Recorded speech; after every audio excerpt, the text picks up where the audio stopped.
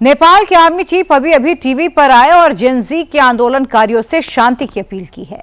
Army chief ने कहा है कि आंदोलनकारी जो संपत्ति जला रहे हैं वो देश की संपत्ति है और अब अपने देश का नुकसान ना करें, बातचीत करने के लिए आगे आएं। जेन-ज़ी आंदोलनकारियों का कोई एक नेता नहीं है और ऐसे में देखना यह होगा कि आर्मी चीफ की यह अपील काम करती है कि नहीं। नेपाल इस वक्त हिंसा की चपेट में है। संसद की बिल्डिंग जला दी गई है। नेपाल का राष्ट्रपति भवन जला दिया गया। नेपाल के प्रधानमंत्री का घर भी जला दिया गया है। नेपाल के मंत्रियों सांसदों के घर जला दिए गए, सरकारी दफ्तर तक जला दिए गए। नेपाल का सचमुच बहुत बुरा हाल है। हिंदुस्तान में आज इतनी आसानी से उपराष्ट्रपति का चुनाव हो गया, जबकि नेपाल में आज प्रधानमंत्री का इस्तीफा हो गया है। नेपाल में 2 दिनों के अंदर ऐसा क्या हुआ कि लोगों ने अपने हाथों से अपने देश को जला डाला। यहां से आगे नेपाल किधर जाएगा, इस रिपोर्ट में आपके सारे सवालों के जवाब हैं।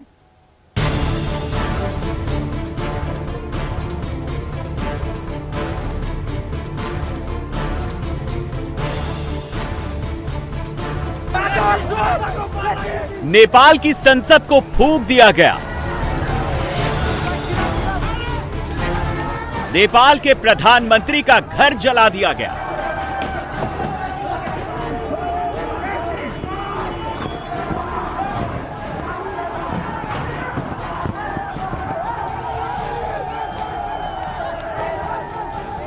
और नेपाल के राष्ट्रपति भवन में भी आग लगा दी गई।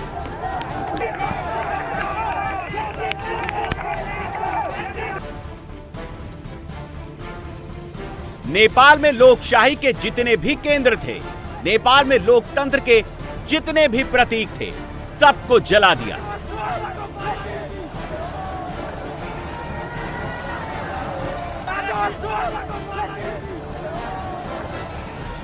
नेपाल के नौजवानों ने अपने हाथों से अपने देश की राजधानी को आग में झोंक दिया।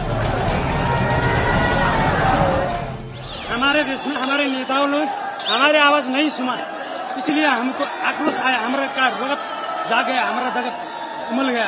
इसलिए हमने ये हमारी संपत्ति है, ये सब हमारे संपत्ति, हमने विनाश कर की कुछ फर्क नहीं पड़ता। इसलिए इन सब लोगों को ये देश से निकालना पड़ेगा कि यहाँ पे इनका मार देना पड़ेगा। नेपाल का ये राष्ट्रपति भवन नेपाल में लोकशाही यानी डेमोक्रेसी वाली सत्ता का प्रतीक था। नेपाली नौजवानों ने लोकशाही के उस प्रतीक को जलाकर राख कर दिया।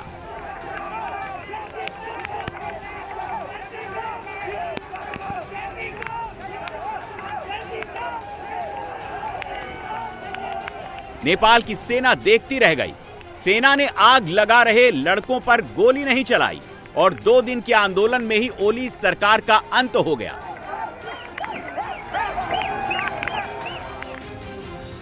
प्रधानमंत्री ने इस्तीफा दिया, उससे पहले उनके मंत्रियों ने इस्तीफा दिया, मगर हालात ऐसे हैं कि उनके इस्तीफे को मंजूर करने वाला भी कोई नहीं बचा। काठमांडू में राष्ट्रपति भवन ध्वस्त होने से चंद मिनट पहले राष्ट्रपति रामचंद्र पौडेल को राष्ट्रपति भवन से निकलना पड़ा।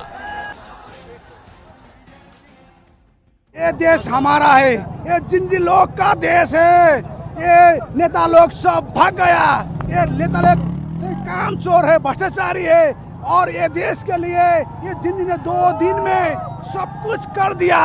ये इस नेता सब ने हमारा 19 वर्ष खा दिया और अब हम लोग का प्रधानमंत्री होना चाहिए और अब हम ये पार्टी का नेता नहीं मानते हैं। हमारा जिंदगी से प्रधानमंत्री हमें चाहिए और राष्ट्रपति हमारा उसी से चाहिए और जोन मंत्री हमारा जिंदगी भाई लोग हमारा देश निर्माण करेगा। हमारा देश फेरी उठेगा, हमारा सिर फेरी वो माथी उठेगा।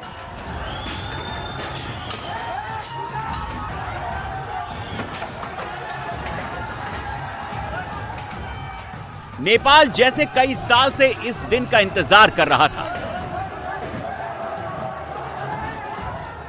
जेन-ज़ी के नौजवानों ने एक धक्का दिया और नेताओं का घमंड जमीन पर गिरकर चूर-चूर हो गया।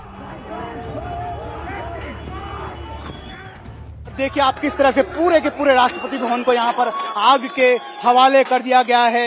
यहाँ पर मैं मेरे कैमरामैन सहयोगी किरण कुमार के साथ लाइव रिपोर्टिंग हम राष्ट्रपति भवन के अंदर से कर रहे हैं। जहां पर आप देखिए कि किस तरह से एक पूरा के पूरी बिल्डिंग को यहाँ पर राष्ट्रपति भवन को आग के हवाले कर दिया गया है। आप देखिए किस तरह से आग की लपटें इतनी ज्यादा है कि अब यहाँ पर वोटिंग करते हुए आपको दिखाते हैं। एक तरफ आर्मी के उस कॉन्टिजेंट को आप देख लीजिए कि किस तरह से आर्मी के कब्जे में कुछ मिनटों पहले तक ये जो पूरा राष्ट्रपति भवन था, लेकिन अब जब पब्लिक इतनी ज्यादा यहाँ पर तादाद में इकट्ठा हो गई तो फिर उसे वहां से जो है आर्मी जो है पीछे हट गई। उसके बाद पब्लिक ने इस पूरे बिल्डिंग को अपने कंट्रोल में ले लिया, पूरी यहाँ पर तोड़फोड़ की गई और उसके बाद अब इस पूरे राष्ट्रपति भवन को आग के हवाले कर दिया गया। इंडिया टीवी एक अकेला ऐसा टीवी चैनल है जो यहाँ पर पहुंचा है। नेपाल मीडिया भी यहाँ पर नहीं पहुंच पाया, लेकिन इंडिया टीवी अपने दर्शकों को एक एक्सक्लूसिव ग्राउंड रिपोर्ट यहाँ से आपको दिखा रहा है कि देखिए किस तरह से जो है हमारे कैमरामैन किरण हम जान को जोखिम में डालकर उस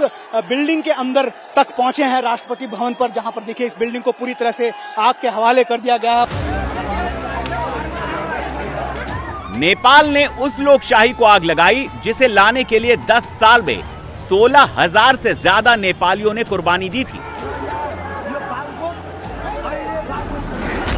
नेपाल में 2040 तक राजशाही चली।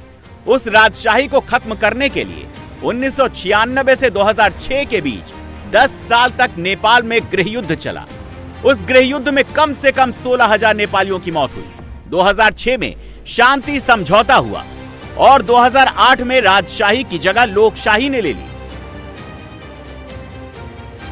17 साल पहले नेपाल में राजा की जगह प्रधानमंत्री ने ले ली, राज दरबार की जगह संसद ने ले ली।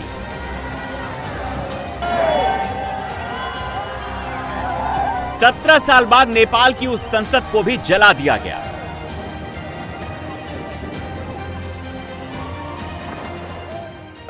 बड़ा न्यूज है, संसद भवन पे आग लगाया गया है, वो बहुत अच्छा न्यूज है। अभी संसद भवन आग लगा के आ रहे हैं। अब ये सत्ता जिंजी चलाएगी, अब ये सत्ता जिंजी चलाएगी।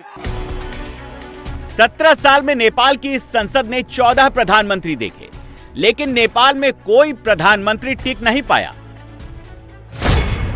पुष्प कमल दहल प्रचंड, माधव कुमार नेपाल, बाबूराम भट्टाराई, सुशील कोइराला, शेर बहादुर देउबा और केपी शर्मा ओली जैसे 14 प्रधानमंत्रियों ने नेपाल की सत्ता संभाली, लेकिन कोई प्रधानमंत्री नेपाल को चला नहीं पाया।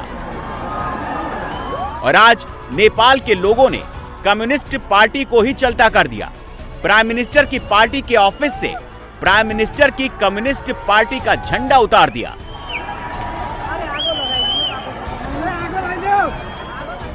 पिछले 17 सालों में नेपाल में बेरोजगारी बढ़ती गई, नेपाल में महंगाई बढ़ती गई। नेपाल नौजवानों का देश है, लेकिन नौजवानों के पास काम नहीं है।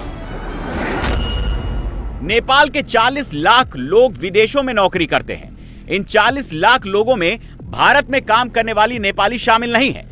रोजाना 2200 नेपाली नौजवान खाड़ी के देश मलेशिया और साउथ कोरिया जाते हैं। नेपाल की जीडीपी का 28% हिस्सा विदेशों में रहने वाले युवाओं की कमाई से आता है। कृषि का योगदान जीडीपी में सिर्फ 25% है। पर्यटन से जीडीपी का केवल 6 से 7% हिस्सा आता है।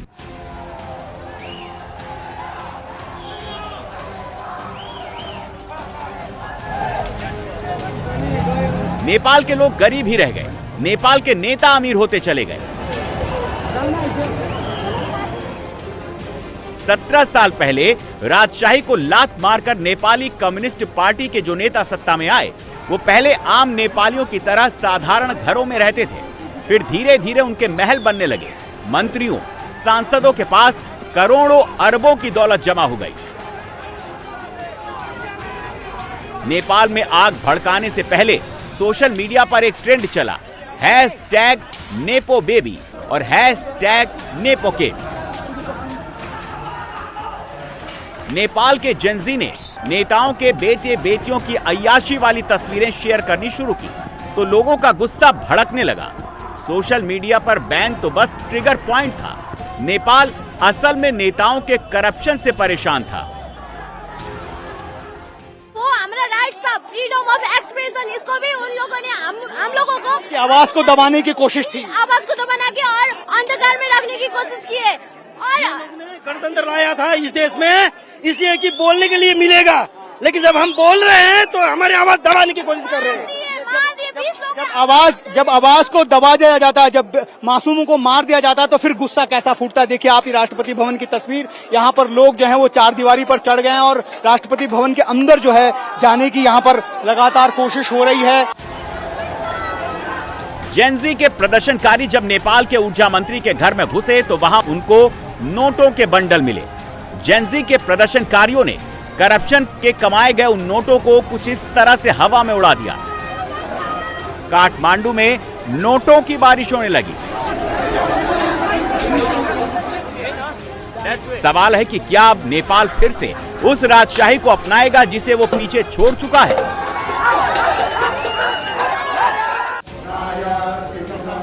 सत्रह साल पहले तक नेपाल में हिंदू राजशाही थी। नेपाल दुनिया का एकमात्र हिंदू राष्ट्र था। नेपाल में माओवादी कम्युनिस्ट शासन आया तो सबसे पहले हिंदू राष्ट्र वाली पहचान मिटाई गई।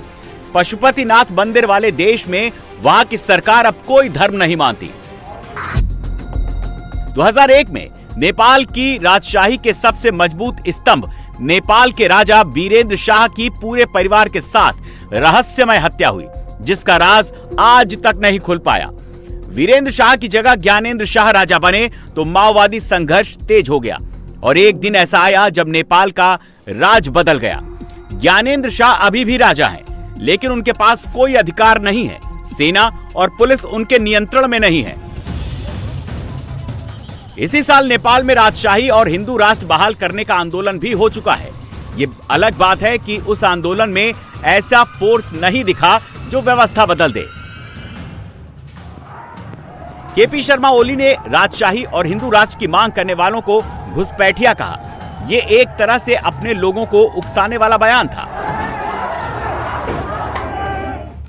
राजशाही का भूत अभी भी नेपाल को परेशान करता है, इसलिए नहीं कि वो आदर्श थी, बल्कि इसलिए क्योंकि नेपाल में लोकतंत्र विफल रहा।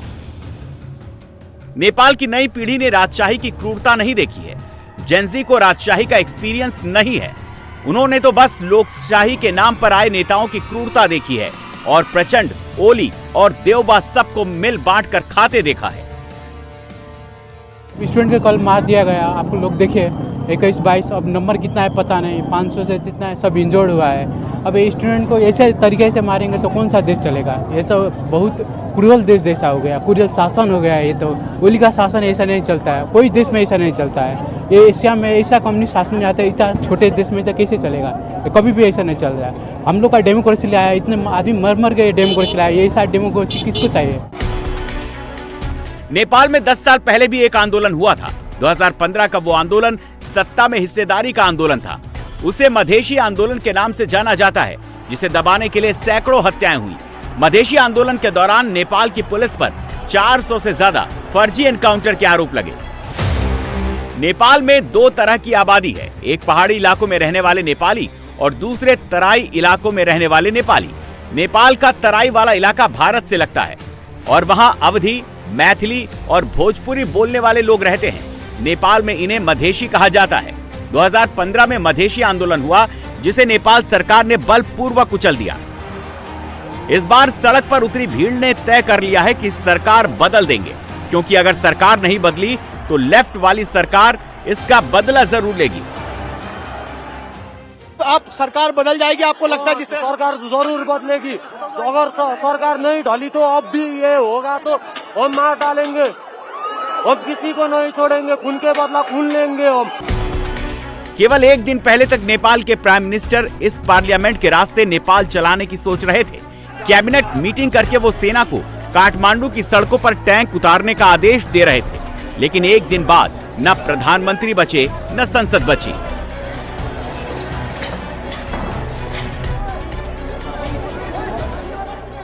पर एक बचा है, बाकी सब खत्म हो गया। बाकी सब देखिए, ये कह रहे हैं कि सिर्फ एक बिल्डिंग जो है वो बची हुई थी। यहाँ पर भी आप जो है युवा जो रहता है ना, वो भी खत्म हो गया, सब जल गया। अब बाकी ये एक जल गया, खत्म हो जाएगा।